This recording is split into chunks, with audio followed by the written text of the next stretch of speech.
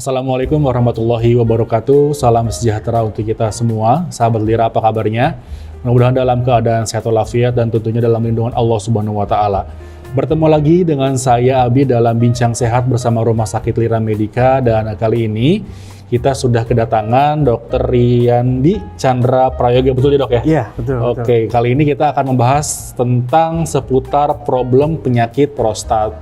Jadi untuk itu, untuk sahabat Lira semuanya, silakan untuk menyimak tema pada siang hari ini. Kita akan ngobrol-ngobrol nanti bersama dengan Dr. Riyandi. Namun sebelum itu saya akan mengingatkan lagi kepada sahabat Lira semuanya yang belum download aplikasi Rumah Sakit Lira Medica, segera download aplikasinya di Google Play maupun di App Store. Karena selain bisa appointment secara online, aplikasi Rumah Sakit Lira Medica juga sudah bekerja sama dengan merchant-merchant pilihan spesial untuk pasien Rumah Sakit Lira Medica. Oke, langsung saja saya akan menyapa Dr. Riyandi yang sudah hadir. Selamat siang dokter, apa kabar? Siang, baik. Sehat ya dok? Sehat. Kesibukan dok, selain jaga di rumah sakit, apa dok di rumah?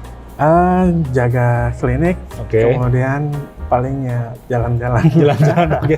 Iya, traveling. Oke. Dok, ini hari ini kita akan membahas tentang seputar problem penyakit prostat. Iya. Ini mungkin kalau misalkan penyakit prostat sendiri mungkin sudah sedikit familiar gitu. Betul. Di telinga aku maupun di sahabat Lira semuanya. Nah, sebenarnya kalau misalkan secara sudut pandang medis, apa itu dok penyakit prostat sendiri? Untuk penyakit prostat, jadi prostat itu sebenarnya suatu glandula, suatu kelenjar yang ada pada pria ya. Oke. Jadi wanita itu dia nggak ada namanya prostat. Oh, nggak ada? Nggak ada, hanya pada pria saja. Jadi apa itu penyakit prostat? Biasanya kalau misalkan prostat itu adalah suatu penebalan pada dinding prostat, dia bisa menutupi dari saluran kencing kita. Oke. Gitu. Jadi kalau misalkan kenapa pada penyakit prostat susah pipis misalkan, susah kencing? Karena jadi pertama kita ada kandung kemih ya di sini ya, penampung urin. Kemudian di bawahnya ada saluran lagi satu nih, uretra namanya. Nah, kalau misalkan prostat itu adanya di sini, dia menutupi di bagian uretranya, pas di bawah uretra di atas kandung kemih. Kalau misalkan terjadi penebalan, maka dia akan menutup saluran pipis kita. Gitu. Jadi susah kencing gitu ya dok ya? Betul, nanti kita akan menimbulkan susah pipis. Kalau misalkan lambat laun, semakin lama akan menutup padat. Gitu. Oke, ternyata bahaya juga dok ya? Sangat bahaya sih kalau menurut saya kalau dibiarkan ya. Nah dok, kalau untuk penyakit prostat sendiri, gejala apa saja yang bisa dirasakan untuk pertama kalinya dok? Gitu? Untuk gejalanya biasanya untuk yang pertama itu, jadi ada derajatnya nih, ada derajat ringan, sedang, dan berat ya. Untuk ringan biasanya dia nggak dikeluhkan sama pasien-pasien. Kemudian kalau misalnya yang sedang dan berat, bahkan ada sampai komplikasi gitu ya. Kalau misalkan yang sedang dan berat itu dia dapat menimbulkan susah kencing. Susah kencing karena tadi proses penebalan itu ya, penebalan menutup dari uretra, saluran pipis yang sebelum ke penis ya. Nanti dia akan menutup lambat laun. Nah, itu kalau misalkan udah susah pipis, otomatis yang tertampung, urin yang tertampung dalam kandung kemih itu semakin banyak. Sementara kan kandung kemih ini ada maksimalnya ya, untuk meregangnya ya. Nah, kalau misalkan sudah penuh nggak bisa turun ke bawah, maka dia akan naik lagi ke atas, ke saluran pipis namanya ureter. Kemudian naik lagi ke ginjal. Air yang harusnya dibuang malah dikembalikan lagi ke atas. Nah gitu. Jadi bisa aja kalau misalkan sudah menjadi komplikasi seperti itu, dia nanti akan nyeri pinggang. Jadi bagian ketok, pas diketok tuh sakit pinggangnya, kiri ataupun kanan. Kemudian kalau misalkan terjadi infeksi, akan demam, akan nyeri, bahkan sampai ada yang menimbulkan batu. Nah dok, ketika kita tadi kan sudah disebutkan nih ada gejala sedang, ringan, dan juga berat nih dok. Nah sebenarnya kalau berbicara mengenai faktor penyebab terjadinya penyakit prostat ini apa saja sih dok? Mungkinkah dari pola hidup atau gimana dok? Untuk faktor resiko, ada banyak teori yang menyebutkan, ada 5 sebenarnya. Cuman yang paling utama adalah proses penuaan, aging. Proses penuaan, dimana kalau pada usia 40 sampai 49 tahun itu resikonya 15-20% terjadi penyakit prostat ini. Kemudian yang kedua itu pada usia 50 sampai 59 tahun tambah 5% lagi. Jadi 25% akan bisa menimbulkan penyakit prostat ini. Nah, kemudian yang ketiga, kalau misalkan paling banyak itu usia lebih dari 60 tahun. Usia lebih dari 60 tahun dia akan naik 30% lagi menjadi 55%. Pada usia tua laki-laki di atas 60 tahun dia menyebabkan penebalan dari dinding prostatnya. Gitu. Jadi semakin tua, semakin umurnya tua itu semakin besar juga dok ya? Betul, faktor risikonya semakin tinggi. Kenapa seperti itu? Karena pada usia tua ada namanya hormon. Hormonnya ada testosteron sama estrogen ya. Pada pria. Kalau misalkan usia tua, semakin kita usianya semakin tua, maka testosteronnya akan naik ya. Hormon testosteron naik, sementara estrogen akan tetap. Nah, jadi testosteronnya naik, turun, kemudian estrogennya tetap, dia menimbulkan yang namanya zat-zat sel-sel yang harusnya mati dan dibuang itu tidak dibuang karena testosteronnya turun, seperti itu. Nah dok, kalau si penyakit prostat ini dibiarkan, kira-kira apa yang terjadi atau faktor resiko apa yang terjadi dok? Nah, tadi sebenarnya sudah dijelaskan sedikit ya sama saya. Ketika kandung kemih naik, kandung kemih banyak maksimal, maka dia cairannya akan ke atas sehingga dia bisa menyebabkan namanya hidronefrosis. Jadi pembekakan dari ginjal. Pembekakan ginjal. Ketika ginjalnya terisi banyak air, dia otomatis nanti lama-lama akan jebol.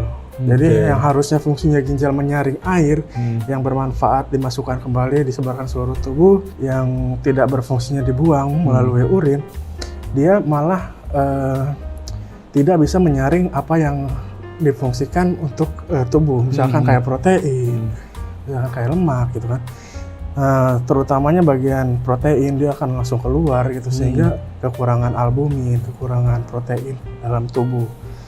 Terus kemudian bisa juga infeksi dari saluran pipis, kemudian bisa menimbulkan sepsis. Sepsis itu leukosit yang sangat tinggi gitu. Oke, berarti ibarat bendungan gitu ya dok ya. Jadi kalau misalkan nanti dibiarkan terus-menerus ada penumpukan air di sana bakal jebol juga kayak gitu ya dok ya. Nah tadi sudah disebutkan dok tentang gejala, terus faktor resiko dan penyebab dari terjadinya penyakit prostat sendiri. Nah, mungkin sahabat Tira semuanya yang di rumah ini penasaran dok, cara mencegah agar tidak terjadi dengan penyakit prostat ini biasanya apa dok? Nah, kalau misalkan untuk pencegahan sih, karena ini proses aging ya, penuaan, karena penebalan ini, sebenarnya untuk pencegahan tidak ada.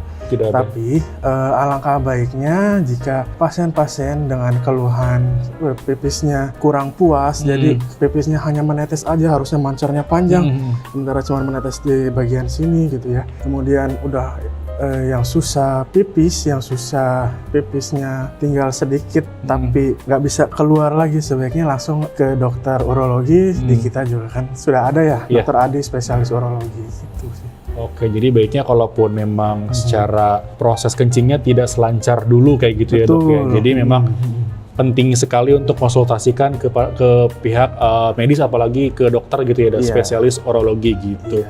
Oke, baik. Tapi kalau untuk proses sendiri itu bisa disembuhkan nggak dok? Bisa. Jadi kalau misalkan ada yang mengalami keluhan yang sama, gitu, kita lihat dari derajatnya, ringan, sedang, dan berat ya. Kalau misalkan ringan, biasanya ada pemberian obat oleh dokter. Pemberian obat, dan tentunya itu obat dikhususkan untuk dokter urologi ya. Kalau dokter umum biasanya tidak bisa mengeluarkan, hanya dokter urologi yang bisa mengeluarkan. Tapi itu fungsinya untuk melebarkan otot-otot polos yang ada di yang tersempit itu, tertutup gitu ya. Agak sedikit melebarkan agar bisa urin keluar. Nah, kalau misalkan untuk yang sedang dan berat, biasanya untuk yang berat terutamanya ada pembedahan, namanya kalau di Lira itu pakai turpe bisa. Jadi itu pembedahan tanpa pembelekan gitu ya. Jadi misalkan ini ada lubang penis ya, maaf ya, lubang penis di sini ya. Nanti dimasukkan alat, masuk.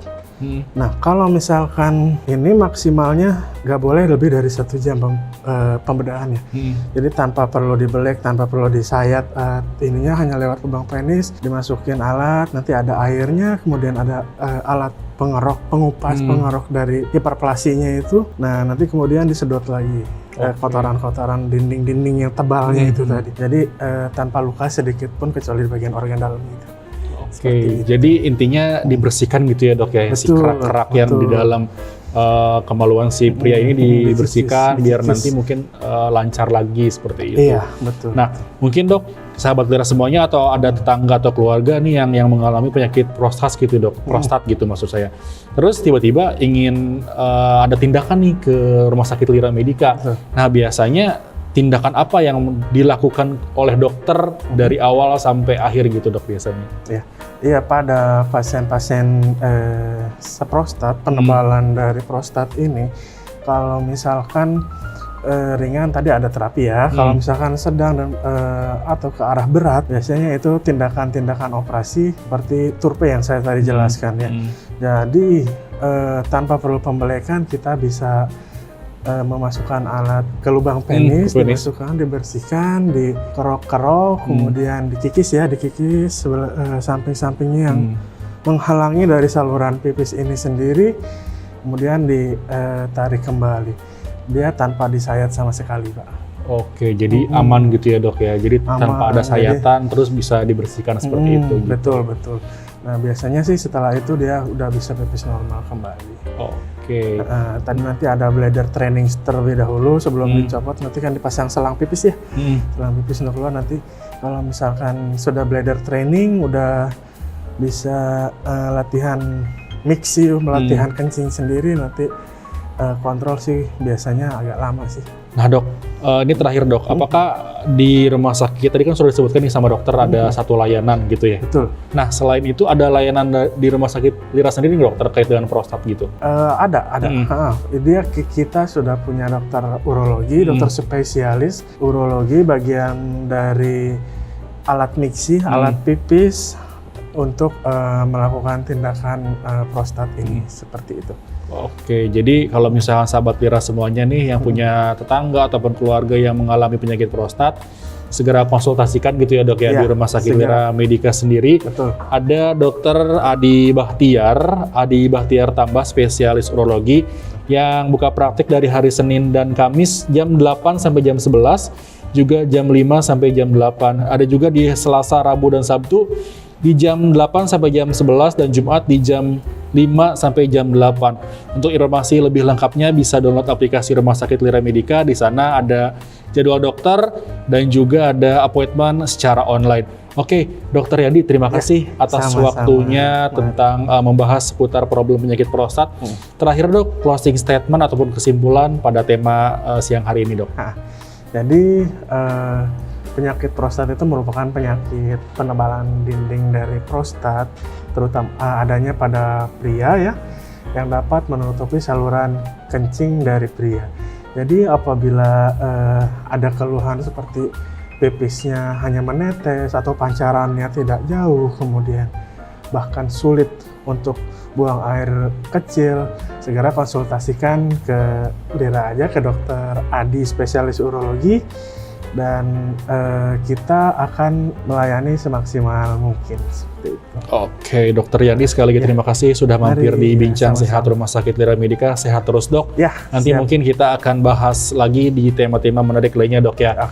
Oke, itu tadi sahabat Lira semuanya pembahasan tentang seputar problem penyakit prostat bersama dengan Dokter Yandi Chandra Prayoga. Jadi untuk sahabat Lira semuanya yang ingin bertanya langsung saja tulis di kolom komentar. Nanti kita akan bahas bersama-sama dengan Dokter Yandi di episode selanjutnya. Itu tadi pembahasannya. Terakhir, layanan terbaik untuk Anda dan keluarga, ke Lira aja. Lebih dekat, lebih aman, bersih dan juga nyaman. Saya Abi beserta dengan Dokter Yandi pamit undur diri. Sampai jumpa di Bincang Sehat episode selanjutnya. Wassalamualaikum warahmatullahi wabarakatuh.